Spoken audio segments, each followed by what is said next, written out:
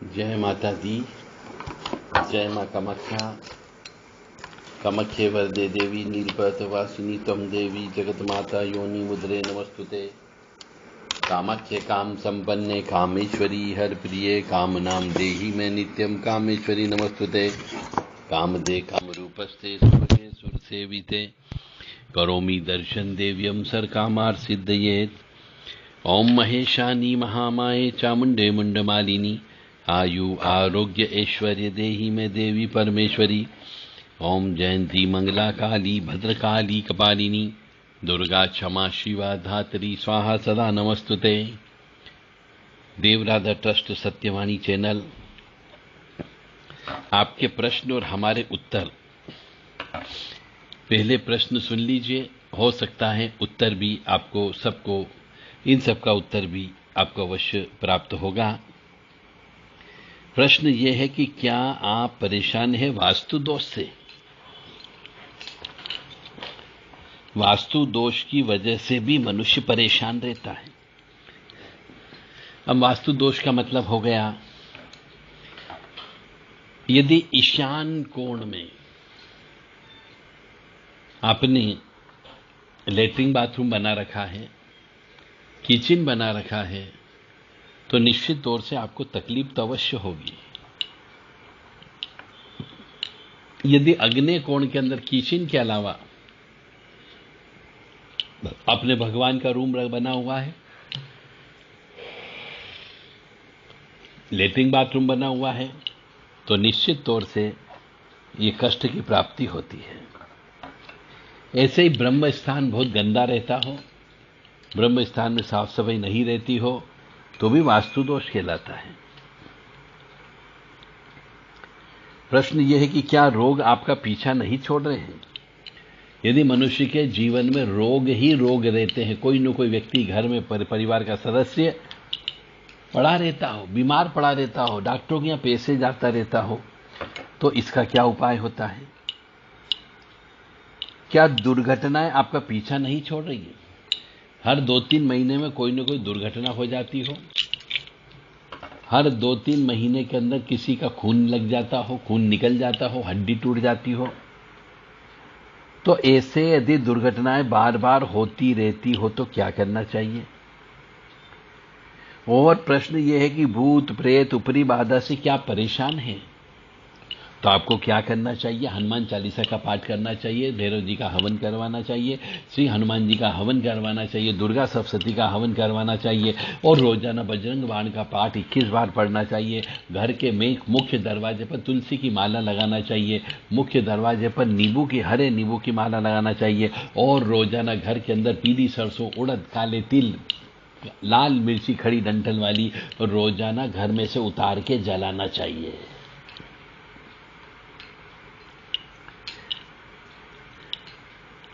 क्या आप परेशान हैं, अपने पड़ोसियों से परेशान रहते हो, तो इसका भी इलाज है।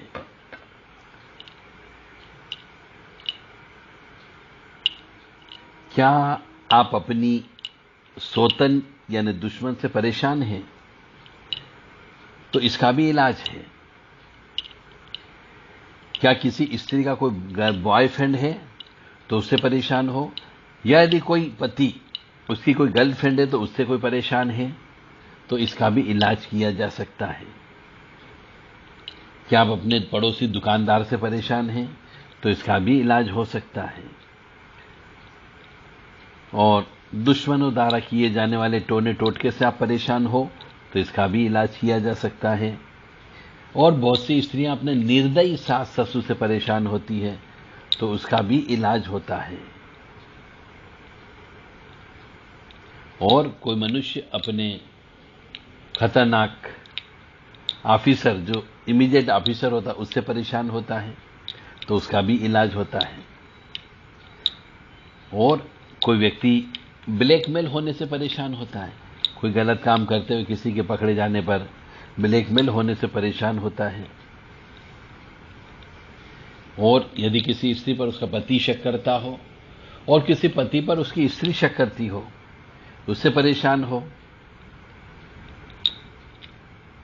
कोई जबरदस्ती करने वाले से परेशान रहता है, कोई बुरे सपनों से परेशान रहता है,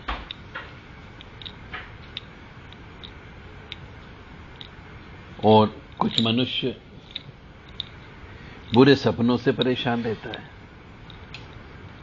और कुछ मनुष्य जो है प्रेमी प्रेमिका के घर वालों की तरफ से शादी के लिए मना करने से परेशान होता है। कोई मनुष्य किसी की गर्लफ्रेंड के भाई द्वारा दोनों को पीछा करने से परेशान रहता है। पति पत्नी द्वारा तलाक का फैसला लेने से परेशान होते हैं। पति या पत्नी का ऑफिस में चल रहे किसी और के साथ अफेयर से परेशान रहते हैं। किसी की मित्रता से परेशान रहते हैं।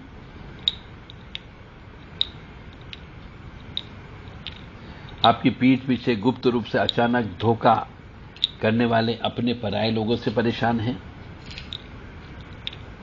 बिजनेस पार्टनर द्वारा धोखा देने से आप परेशान हैं। और आज के जमाने में पत्नी बार बार पीहर जाकर के बैठ जाए और टाइम पर वापस ना आए, उससे परेशान है। तो ये इतनी सारी परेशानियां जो जीवन में चलती है, नॉर्मल बात है। भगवान ने सबको कष्ट, परेशानी, दुख, तकलीफ दी है। तो इन सब परेशानियों को दूर करने का तरीका भी है। इनका सबका तरीका यह है कि आपने एक तो रुद्र अभिषेक नहीं कराया हो तो संकल्प लेकर के रुद्र अभिषेक करवाएं।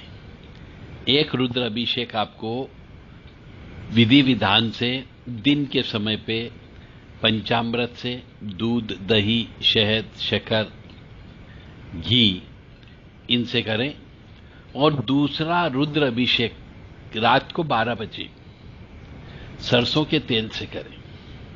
संकल्प लेकर के, जो भी परेशानी हो उस परेशानी का संकल्प लेकर के रात को 12 बजे रुद्र अभिषेक करें।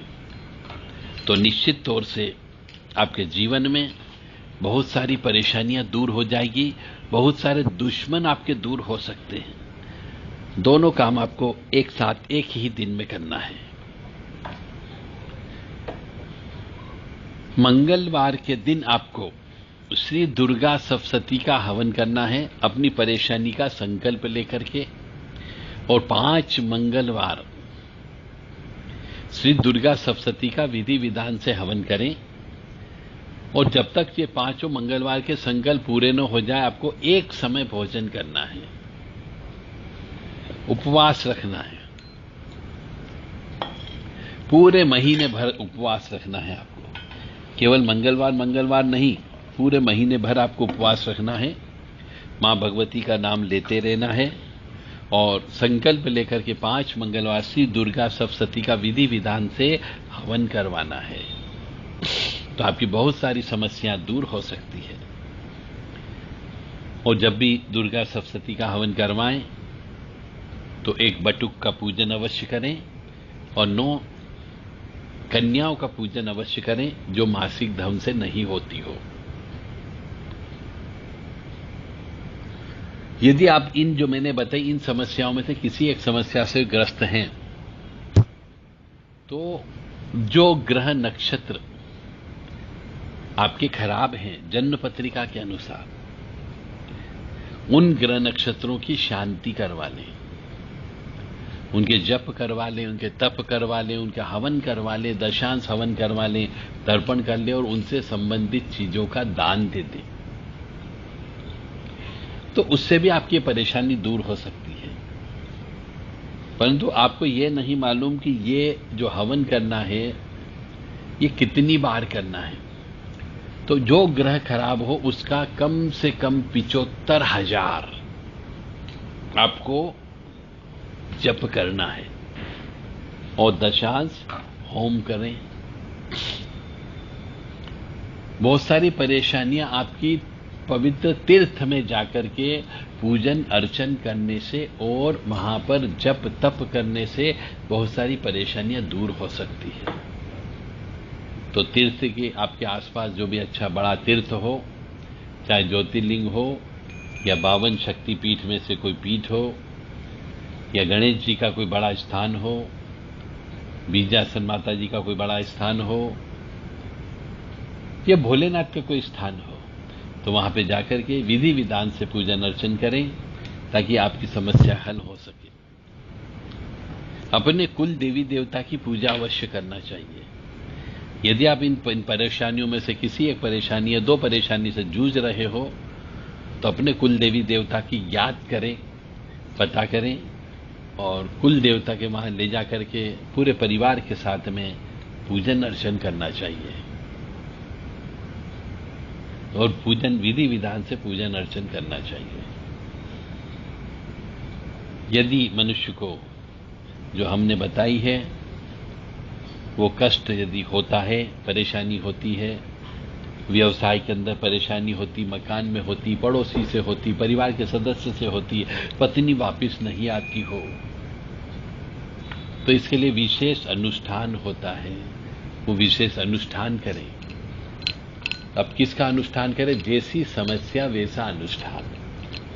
चाहे हनुमान जी का करें, चाहे भैरव जी का करें, चाहे काली माँ का करें, चाहे दुर्गा माँ का करें, चाहे शिव जी का करें, चाहे विष्णु जी का करें, पर विशेष अनुष्ठान तो करना होगा। और यदि कष्ट में हैं आप तो सर्वप्रथम सबसे पहले आप अपनी जन्म पत्रिका अवश्य चेक करवा लें कि जन्म पत्रिका के अनुसार आपको कष्ट क्यों प्राप्त हो रहा है। ऐसे कौन से पाप कर्म आपके पिछले जन्म के हैं जिनकी वजह से आपको एक तकलीफ उत्पन्न हो रही है। निश्चित तौर से कोई न कोई एक ग्रह, दो ग्रह की युक्ति आने पर मनुष्य को कष्ट की प्राप्ति होती है। तो यदि आपका जन्म अमावस्या का होगा तो विशेष तौर से आपको कष्ट होगा ही होगा। अमावस्या दोष की पूजा करवा ले, कालसर्प दोष की पूजा करा ले, नाग दोष की पूजा करा ले, मंगल दोष की पूजा करवाना चाहिए। पितृदोष है तो पितृदोष की पूजा करा ले। तो पहले सर्वप्रथम कोई भी समस्या का हल करना हो तो किसी अच्छे योग्य गुरु से जो स्पष्ट बात करता हो, स्पष्ट लिख करके देता हो, उस व्यक्ति के पास जाकर के उचित दक्षिणा दे करके आप अपने प्रश्न का हल उनसे पूछें कि यह समस्या मेरे जीवन में क्यों आ रही है, कौन से ग्रह की वजह से आ रही, कौन सा पिछले जन्म का मैंने पाप कर्म किया था, उसको अवश्य ज्ञात कर लें और जो उपाय उस ग्रह से संबंधित होते हैं उसका करें। और उस ग्रह की इष्ट धात्री एक देवी भी होती है, उस इष्टधात्री देवी की विशेष पूजा करें। हर ग्रह की एक इष्टधात्री देवी है, उसकी पूजन अर्चन आपको करना है और ग्रह की भी पूजा करना है। और जिस नक्षत्र में आप उत्पन्न हुए हो उस नक्षत्र की भी पूजन अर्चन करना चाहिए, क्योंकि नक्षत्र की पूजा करने से भी आपको अवश्य फायदा होता है। तो नक्षत्र की पूजा करना चाहिए। जिस वार में आप उत्पन्न हुए हो उस वार की पूजा करना चाहिए, उस वार के देवता की पूजा करना चाहिए। जिस राशि में उत्पन्न हुए हो उस राशि के देवता की पूजा करना चाहिए और जिस लग्न में आप उत्पन्न हुए हो उस लग्न के देवता की पूजा करना चाहिए। तो जब तक कि आप ये चार पूजा विशेष तौर से नहीं करोगे आपके कष्ट समाप्त नहीं होंगे। और यदि यही पूजा, यदि तंत्र की वजह से आप तकलीफ में हैं, हो सकता है कि आप जिस मकान में रह रहे हो, जिस जगह दुकान आपने खरीदी, वहां पर पहले कोई कुआं रहा हो तो भी आपको तकलीफ होगी। यदि कुएं को बूर दिया गया, उसके पर आपकी दुकान बनाई गई या मकान बनाई गई है, तो भी आपको कष्ट होगा ही होगा। तब ये पूजा पाठ काम नहीं करती है।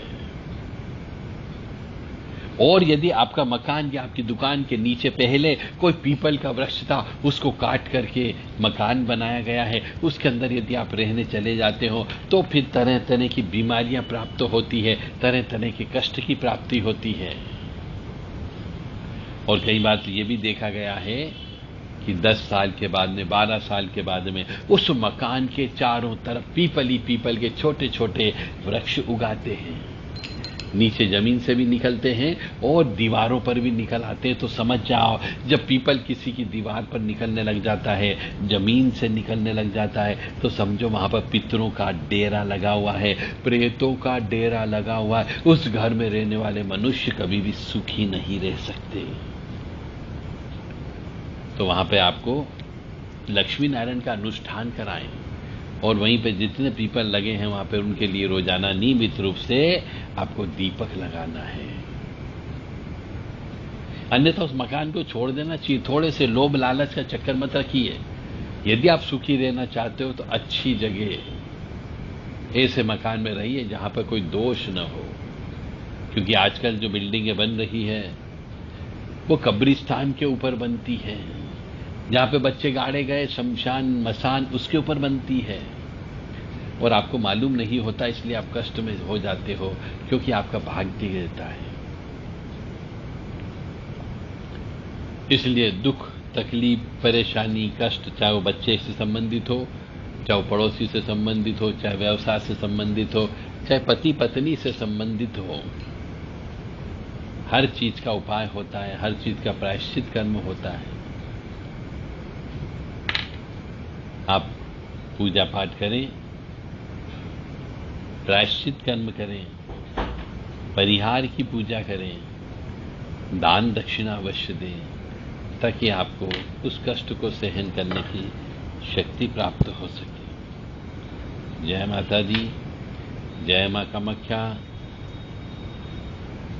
मां भगवती जगत जननी आद्य शक्ति भवानी आपको सुखी रखे, स्वस्थ रखे, प्रसन्न रखे, यश दे, कीर्ति दे, मान सम्मान दे, ख्याति दे, सुख दे, समृद्धि दे, ऐश्वर्य दे और कीर्ति दे। परंतु किसको दे? यदि आप सत्कर्म पर करोगे, सही राह पर चलोगे, विशेष तौर से अपनी कमाई का 10% हिस्सा दान दोगे, उन्हीं को ये सब चीजें प्राप्त होती है। और जो मनुष्य दान ही नहीं देता है, उस मनुष्य को ये चीजें प्राप्त नहीं होती है। मनुष्य के हाथ से दान निकलना अत्यंत आवश्यक है। दान देने से पाप कटते हैं और पाप कटने से कष्ट कम आते हैं, और कष्ट कम आएंगे तो आप सुखी रहोगे, और जब सुखी रहोगे तो आनंद की प्राप्ति होगी, और जब आनंद होगा तो घर में खुशियां होगी, मांगलिक कार्यक्रम होंगे, और जब खुशियां मांगलिक कार्यक्रम होंगे तो कुल देवी देवता भी प्रसन्न होंगे, और जब कुल देवी देवता प्रसन्न होंगे तो आपके बच्चे पैदा होंगे, और जब बच्चे पैदा होंगे